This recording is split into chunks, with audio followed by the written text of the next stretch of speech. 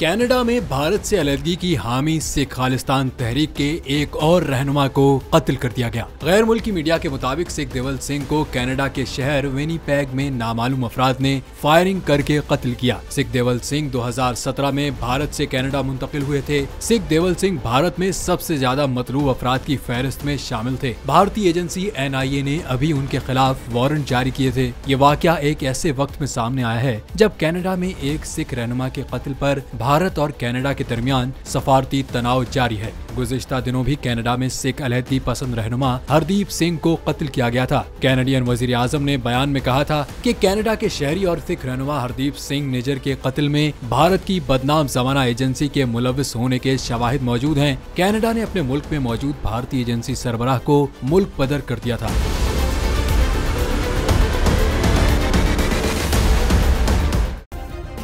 Subscribe करें और bell दबाएं ताकि कोई खबर रह न जाए।